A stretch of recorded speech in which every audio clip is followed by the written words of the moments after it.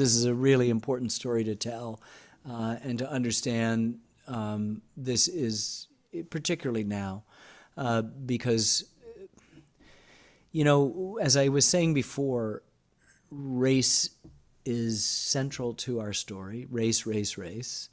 And a lot of people don't like that. And a lot of people don't want to hear about it.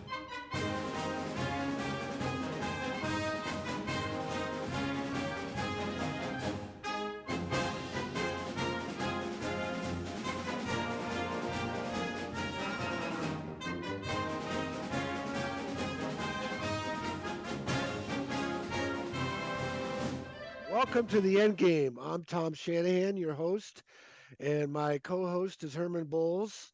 And we are honored today to have as a guest one of the very, very most true pioneers of college football integration at Tennessee, Lester McLean. But before we introduce Lester, Herman, how you doing? Hey, I'm hanging in there, Tom, like everybody else, enjoying March Madness. And your Michigan State team did a fantastic job there to get it all started real early. And before we came on the air here, I was telling Lester how much of a privilege it was to meet him, and how through my association with you, I've not only learned a lot about college athletics, and particularly how African Americans have made longstanding contributions to it, but just to meet some of the most exciting people, and people that I knew of and heard of, but having this opportunity to interact in person has been fantastic. So I'm doing great. And by the way, I have a new grandbaby, a month old yesterday. So that's my fourth All grandchild, right. little Justin. And hopefully one day on this platform, we'll be talking about him being Heisman Trophy winner, All-American, or who knows, President of the United States. Well, I was going to say 18 years on his way to West Point. There you go. Yeah, Herman Bowles is a West Point graduate. He was the first black quarterback at his high school in Alabama, and recruited by Gary Steele, the first black letterman at West Point in 1966.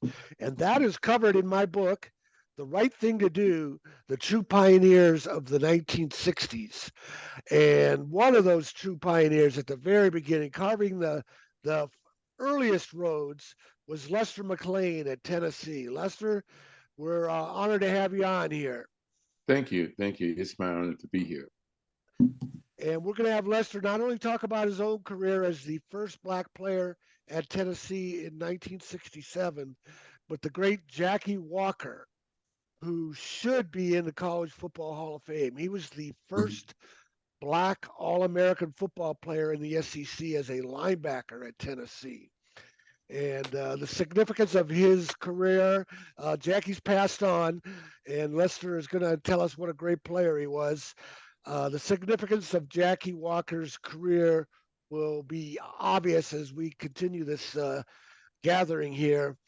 I want to start out by asking Lester, Lester, there's this myth, this false narrative Okay. that college football integration began in 1970 when Sam Cunningham shocked the Alabama fans, ran all over Bear Bryant's all-white team, and that Bear Bryant finally got permission to recruit black athletes. The shock was so great.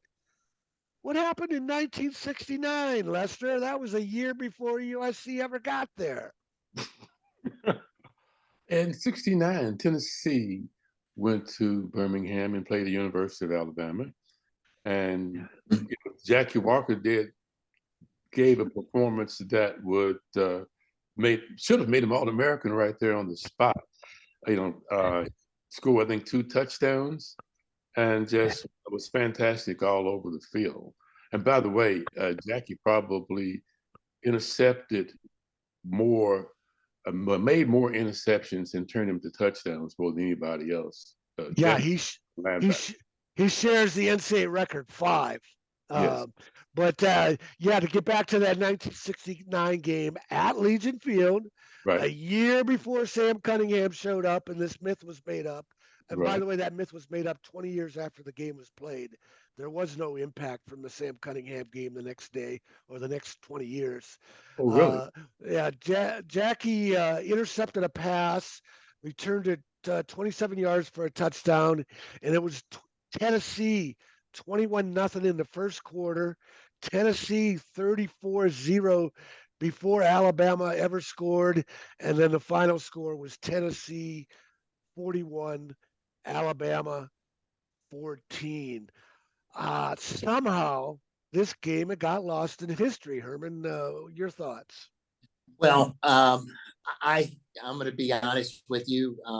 I'm learning all of this contemporaneously with us preparing for the show today, and going back earlier because Lester, I'm from Alabama, so Okay. during this time period, obviously. Tom mentioned my quarterback days, so I started 1970 at Coffee High School, and he was probably a little before you, but Joe Hollis, who played down at Auburn. Joe was the freshman coach, and he took Coffee High School to the Alabama 4A state championship back before he went down to Auburn, where he played both football and baseball.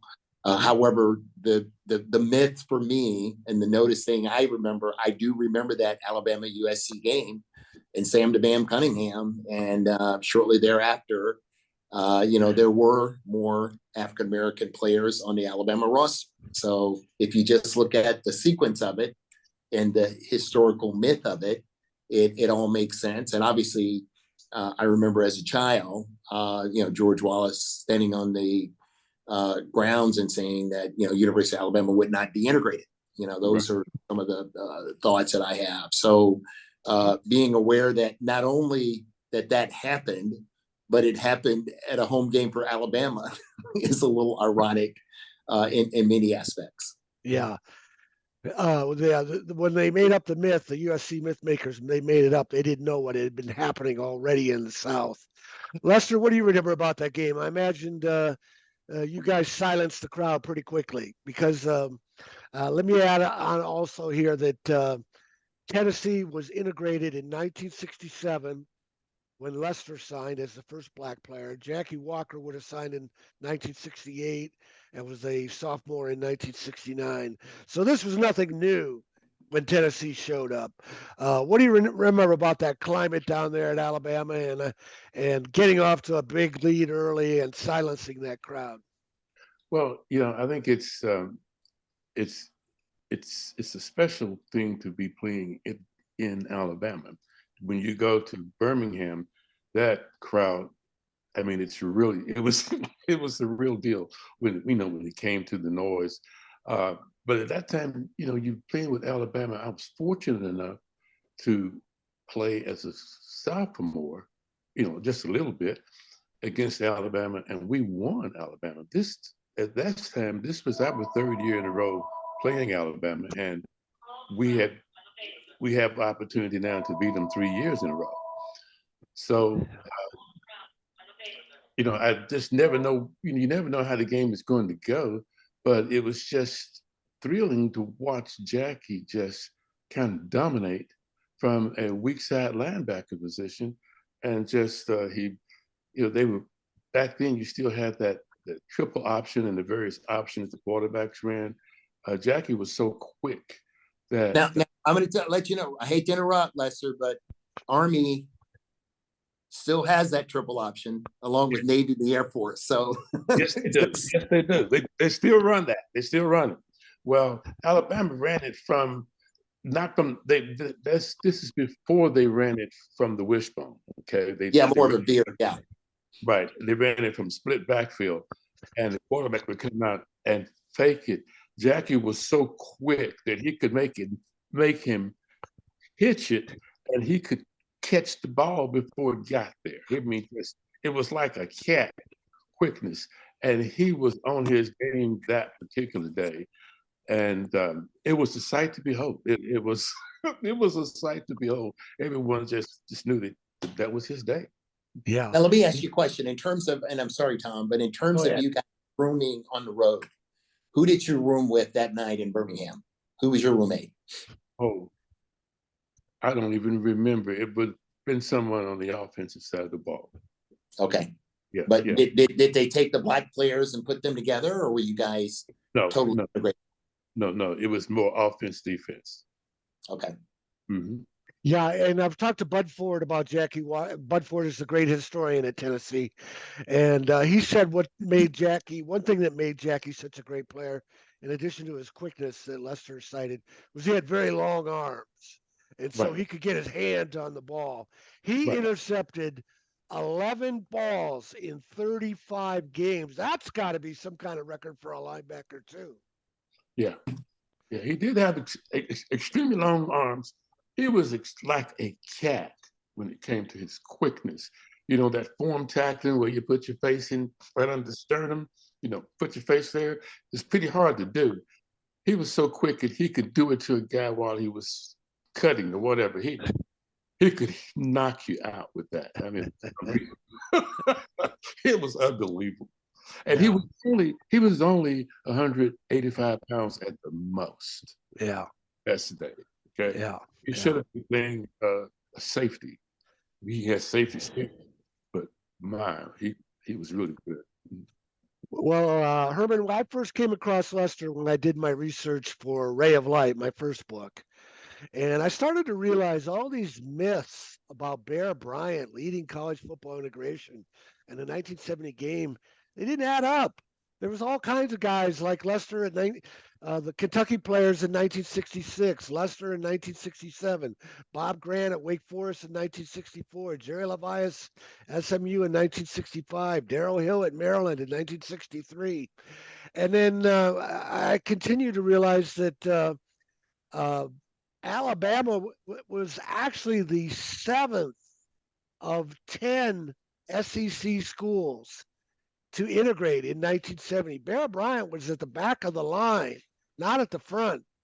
And when I first interviewed Lester, I was happy to find out I wasn't on my own. There are a lot of other people out there that know this 1970 USC Alabama game was a myth. And this is the quote I used from Lester in my book. Lester says, "There is more fiction in those 1970 USC Alabama stories than anything. You'd think the SEC began recruiting black athletes in 1970. I was almost out of school by 1970. Talk about how you've watched those documentaries and it really bothers you that Tennessee hasn't gotten the credit it deserved." Yeah, well, I usually try not to get too involved in my emotions. So please, you learn not to do that. But we have had some credit for what we've done, and I don't know if it's because of anything what's keeping us from promoting it more. And I think we're doing it somewhat now. The new administration has done more than the previous one. So that's there now. I guess those guys they're really outstanding in what they do. But for some reason, I guess it was just never maybe not that big of a deal, and it was just kind of quietly done during those early days when we were there. Yeah. Even though, because someone was saying, how many other black guys did I play against in the SEC? Well, of course, as a sophomore, there were not any others. Well, I saw the guys at Kentucky. I don't think anybody else had any black players then. Then the next year, I think maybe Auburn had one on the team. Auburn, Florida, Mississippi State, and And Vanderbilt. They were all integrated by 1969, Well, right? Lester, let me ask Lester this. In terms of coming out of high school, and I'm certain Tennessee State, right, was powerhouse then. And what other of the HBCUs did you consider, and why did you decide on Tennessee? Let me tell you, I had the pleasure of seeing TSU play Florida A&M back. Bob Hayes was playing for Florida A&M. I'm okay. and of course, it's right. I'm from Nashville area, and I'm from the country in Antioch area, I should say, Mhm. but it's right there in Davidson County with Nashville, and and I always loved TSU football. However, my freshman year of high school, uh, we used to go to the marches and demonstrations downtown, and march and demonstrate and sing "We Shall Overcome" as well. And so um, my desire when college came, I wanted to go to somewhere, Tennessee, Kentucky, predominantly, and play sports. I left my all black high school my senior year, which would have been the last year that high school was even open. And I went to the neighborhood school, and they had never sent anyone to UT to play football. I showed up. No one knew who I was. Didn't get any publicity. It's just I was just lucky with a guy that was a supporter of Antioch football, a pharmacist. He was a family of politicians, and he got behind me, and I guess he actually recruited for Tennessee. Back then, you could have alumni who recruited, and he recruited in Middle Tennessee, and Yeah. so he was real big on me going to Tennessee. And but there was another guy named Albert Davis who was, Lord, Albert is like Herschel Walker was for Georgia. Albert was great, and he was the kid that Tennessee wanted. And I was really, no one knew who I was, and I was not heard of. And I probably was not that great either. Yeah. but ended up Albert needed to have a roommate, and I Yeah. became Albert's roommate on the signing. Yeah. Then afterwards, Albert decided he wasn't coming, and they got stuck with me, and that's So what did you tell the Tennessee State coaches? What did you tell them? I did talk to Coach Merritt. He came down. He came to the house, and they had Elbridge Dickey came with them. You know the name Elbridge Dickey? Sure. You know Elbridge. Okay. Yeah. Okay. Elbridge came, and Elbridge was a great quarterback. He's a great quarterback. He was unbelievable. But I wasn't going to do that. It wasn't. The time had changed, Mhm. and I was of that age. I mean, I've seen everything. I watched what was going on in Little Rock. I saw George Wallace too at the door of the University of Alabama. I'm supposed to be a part of that. And I guess you were born in that era, and when the time comes, things happen. You just maybe it's supposed to happen like that. I don't know. Yeah. Yeah. And then, of course, that booster you were talking about was a white man, and that's what Martin Luther King always said, that he was so disappointed with the white people who knew better, who remained silent. But there were some, like this booster that helped you out, that spoke up. But another guy who deserves a lot of credit for Tennessee is Chuck Rowe. He recently passed on in October. Chuck was the head track coach, National Power Track Program, and also the football recruiting coordinator. And he had been pushing Tennessee since he got there in the early 60s to recruit black athletes, but he didn't get permission until Kentucky desegregated in 1966. But you've spoken highly of Chuck Rowe to me in the past, right, Lester? Oh yes, he was some great guy. We had a great track team. In fact, the years after I was gone, they had really fast guys on the football team because you had being a track school. Even though Chuck wasn't there then, they still got that track influence. Willie Galt, it was one of the famous guys. It's just a lot of guys that played football and we end up in the pros with that track speed that he bought. Richmond Flowers was the Yeah. famous one that was there when Yeah. I was there. Yes. Mhm. Yeah.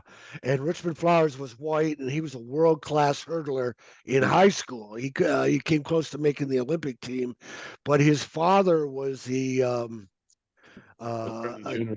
attorney general in Alabama, and his father favored integration, and he got a lot of blowback from the KKK.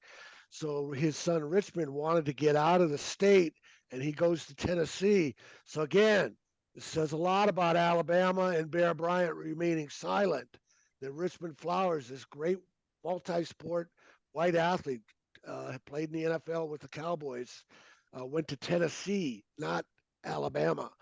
Um, and by the late 60s, Lester, you found out, so you had to, as a 67, you signed as a freshman, and back then freshmen weren't eligible. Mhm. 68, your sophomore year, Tennessee opens up at home.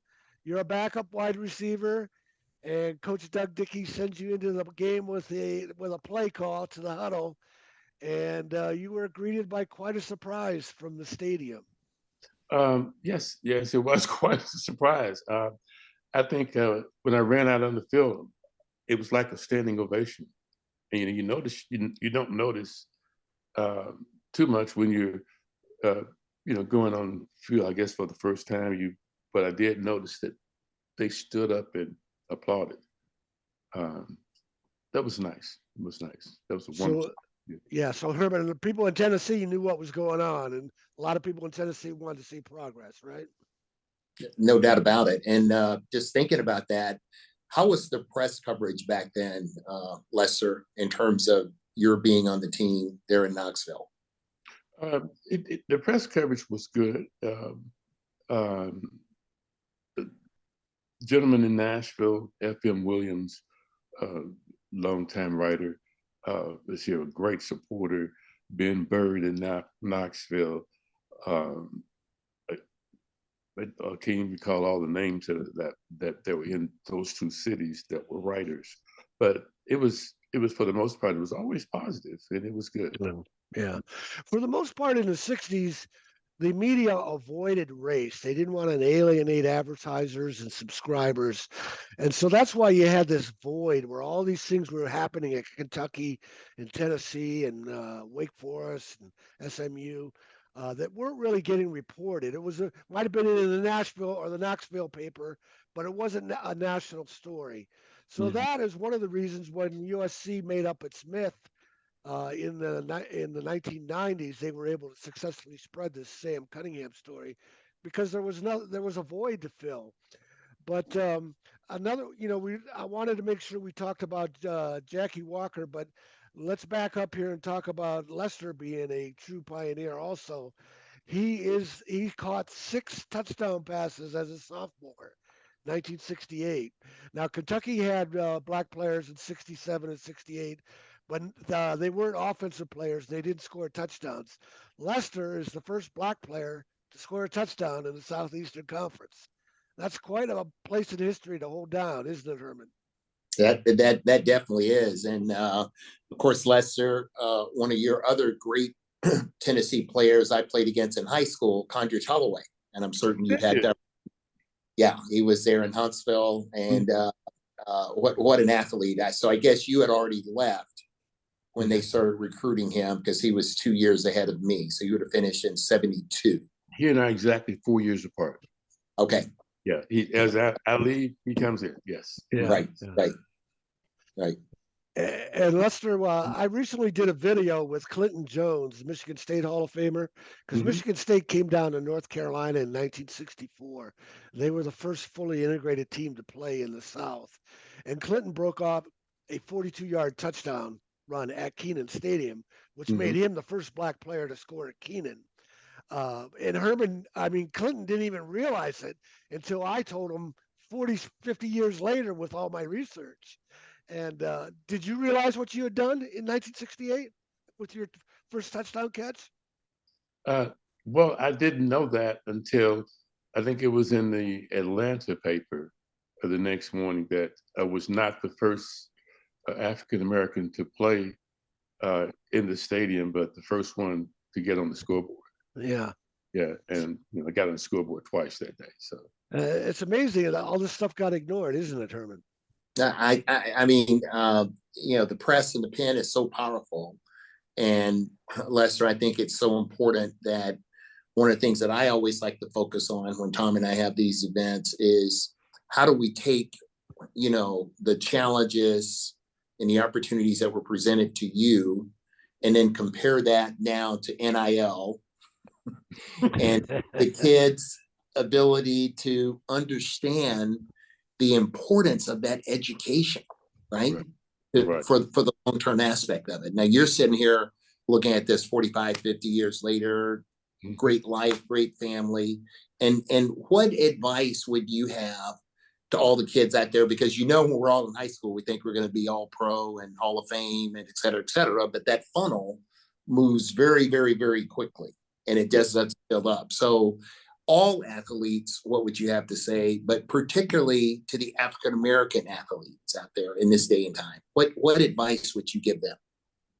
Well, I think the first thing is to understand how few get paid for being professional athletes. That's not many at all. And so there's nothing that replaces the education. You have a chance to play in a forum a full lifetime. In fact, you can leave one thing and go to another and do extremely well at and have a great life. But you can't do it without the education. And I think that's the thing that I want kids to keep in front of them. And I hope that the NIL is not a deterrent. Right. And he'll hope it's Yeah. an asset, yes. Yeah, we're starting to hear kids are showing up asking how much money they're going to make, not what position they're going to play or whatever. Yeah, and I really think, from everything I'm reading, and Tom, you're probably in the know much more than perhaps Lester and I are, but that was one of the things that kind of drove Nick Saban over the ledge. He said, and his wife Terry said, the kids were just different. He's trying to teach them life lessons, and they're wondering how much short-term money am I going to get now. And on the other hand, you can rationalize it. These kids, many of them, some of them, I should say, coming from environments where, there has not been a lot, right? And they've got an opportunity and they see this pot of gold and say, we got to go for it. And I would imagine in some cases, again, that the family and the parents are encouraging, the people that are their most intimate advisors are encouraging them to go for it. So it's just it's a dichotomy of where we are in our society right now. Yeah. And I don't know if you have kids, but all of my kids played college athletics. And let me tell you, when they were in high school, what was important to my wife and I was thinking of the long term, and it was get your lesson. If you don't get your lesson, you're not going to play. Yeah. And that has to start. And for us, we were certainly middle class, upper middle class people at that point. We understood the value of the education. There are others who are parents and in that influential situation who perhaps don't appreciate it as much, and therefore the guidance is a little different. No. And Lester, let's also talk about how Tennessee is recognizing its history. I think it was in 2021. They unveiled 4 statues on campus, right outside of Neyland Stadium. Is that right? Yes, right outside. One for Lester McLean, the first black player in the SEC at Tennessee and to score a touchdown in the SEC. Condredge Holloway, the first black quarterback in the SEC. Jackie Walker, the SEC's first black All-American player. And then T. Martin, the SEC's first black quarterback to win a national title. Now, Lester, you, Condredge, and T were on hand, but Jackie had passed away. What did it mean to you, and what would it have meant to Lester to see those statues? Well, it made me, it was a great feeling because never in my life would I've ever thought that I'd have a statue at the university.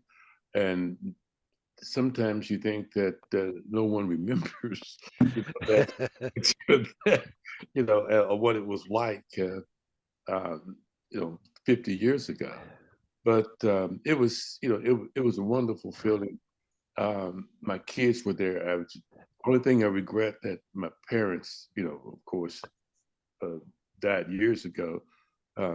They were not there. I have one brother that's still living out of 5 brothers.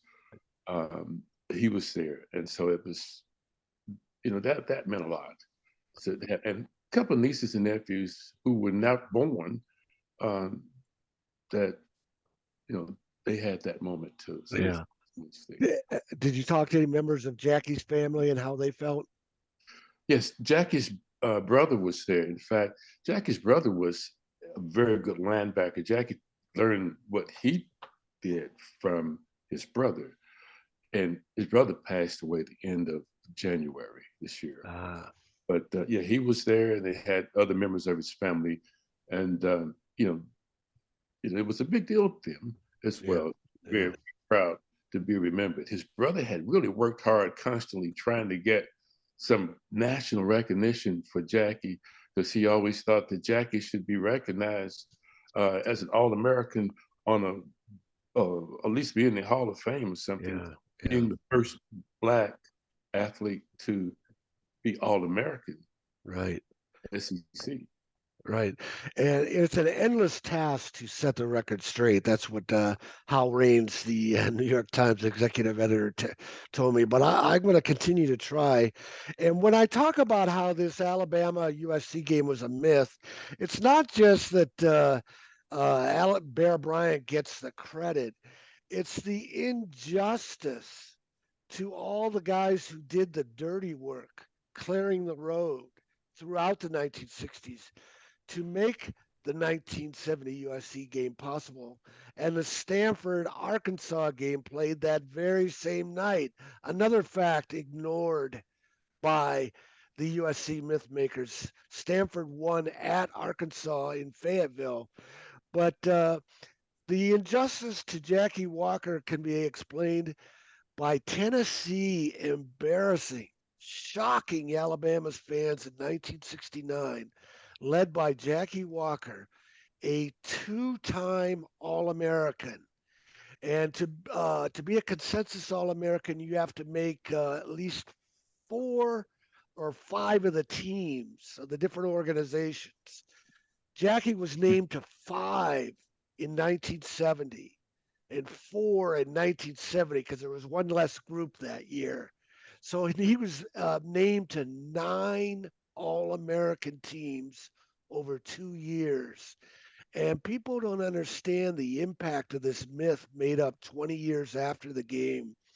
Sam Cunningham only made All-American once as a senior and on only one team. Now, that's not criticism of Sam Cunningham because he's a great player, but my point is popular culture thrust Sam Cunningham into the College Football Hall of Fame 40 years after the game and 20 years after the myth got rolling.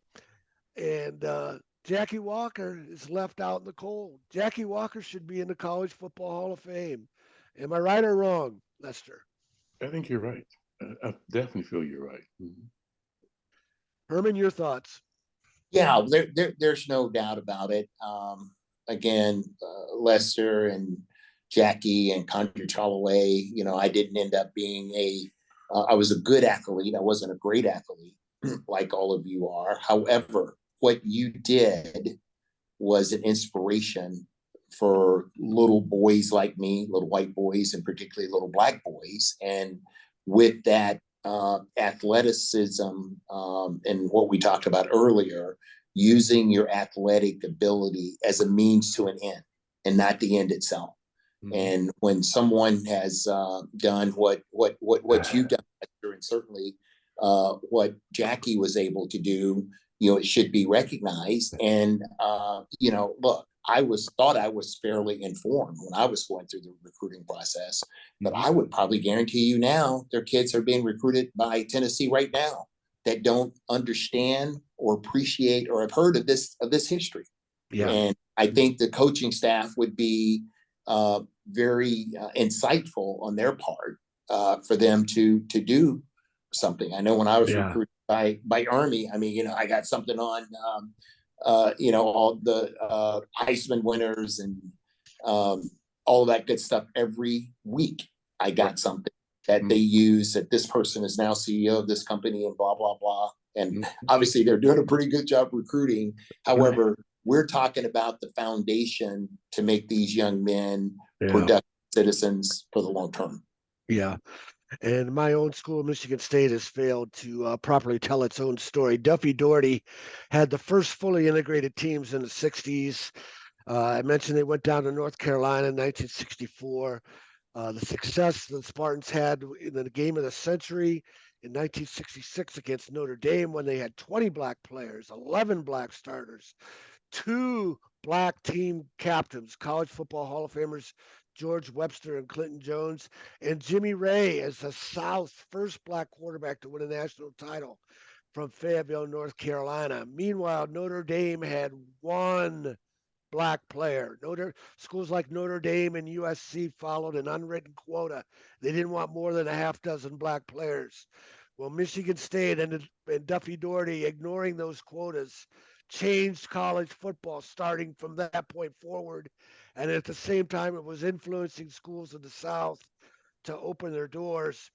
And having Lester on is a chance for me to bring up the story back to Michigan State, like I always try to do, and it's easy to do. Lester was originally not being recruited as Albert Davis's roommate at Tennessee. They had a guy named Tommy Love from Sylmore, North Carolina. He was ticketed to come to Tennessee. And then Tommy changed his mind. He decided to ride the Underground Railroad to Michigan State. Tommy had a great career at Michigan State, although he died tragically young. But Lester, that opened the door for you to come to Tennessee when they were looking around for another black player. So you owe Tommy a little bit of gratitude. But also, I think it's a fair question to ask: how come Duffy didn't know about you? I mean, I was unheard of. I was just the one person that discovered me was Bill Garrett, Dr. Garrett, and he just felt that that I was going to I was the perfect fit. I think that's what it was. He just thought I was the perfect fit. I mean, no one knew that I even existed in Nashville as far as playing football, even though I'd only gone to Antioch for that 1 year, my senior year. So I was just lucky. Under the radar. You were under the radar. Yeah, totally under the radar. And I had a friend tell me just a few days ago. He said he had made all Metro the previous year, but he had never saw Lester McLean on anybody's radar coming in, and I didn't exist there. Yeah. And he caught 6 touchdown passes as a sophomore. That's a great season for a sophomore. And of course, that was back when freshmen. Let's make sure our audience knows at least that freshmen couldn't play varsity. Right. No states. You had to wait for your sophomore year. Right. Yeah. But even as a sophomore, though, I thought Bubba White. I don't know if you know. Probably don't remember Bubba, but you knew his brother Sam White. Sam was the head coach at Cincinnati Bengals. Quarterback, right. Uh-huh. And well, Bubba was a quarterback, and as a sophomore, I guess he really had a lot of trust in me, and I got thrown the ball quite a bit. Just I was never the starter. Well, I came in and started a few games, but I was always the guy that came in for the split end or the guy or the flanker back. So I would go from position to position. So I probably played more than the guys who were the starters because I got to play both positions. Yeah. Now they didn't film and tape things back then like they do now. I'm assuming there's no film of you getting a standing ovation when you came into the game. Is that right, Lester? You've never seen I've never anything? seen that. Yeah, No. that's a Mm. shame. That's such a great moment that more people need to know about. Lester, give me your final comments on your own experience as a Pioneer, and one final comment about Jackie Walker being such a great player and belonging in the College Football Hall of Fame. And then, as usual, I ask Herman to bring us home. Yeah, and Tom, I think it would be important too, Lester. Let's share with the audience kind of what you did after football. I just think that is so important. Oh, okay. After my life itself, I worked for Blue Cross Blue Shield of America, I mean of Tennessee, for a while as a sales representative. I wanted to get into the sales world, so I thought that's where I wanted to go. And stayed at Blue Cross Blue Shield. Then I thought, well, if I could get this great training that they have at Xerox Corporation, I can go to Xerox and really do well. And I left with the Xerox, did very well there. However, I got enticed by the mayor of Knoxville to come and be his administrative assistant. So I worked for him for a year and didn't realize at this campaign I have to politic, and he lost the race. So from there, I learned the real estate business, and I got back into the insurance business with State Farm, and built an agency in Knoxville. Took a management job in Nashville because that was home, and came back and went back to the agency and retired from State Farm a little over 2 years ago, and now I kind of service my rental properties. Lester, your Mhm. career and Jackie Walker's career. Final comments. Um, Jackie was the more talented one of all, and I must say, uh, he had some of the greatest skills I'd ever seen as a defensive player. And and he should be All American. That's the bottom line. He was the Hall of best. Fame. Yeah, a Hall of Hall of Fame. Fame. He's a two-time All-American. Yeah, he was he was probably we had Jack Hacksaw Reynolds. People know who he is. Yeah. And we had another guy named Steve Canner, and they were both there as linebackers, All Americans when Jackie was a sophomore. And after the second game, people ran toward Jack and Canner rather than the little 185-pound guy. You're running him and you were going to get knocked out. I mean, it was unbelievable. Unbelievable. Yeah. So I mean, he's got to be one of the best I've seen for the size he was. He's definitely the best I've ever seen, and probably could have been all-world safety, free safety, or strong safety. Herman, your final thoughts on this Yeah, look, true I want to say, pioneer with us.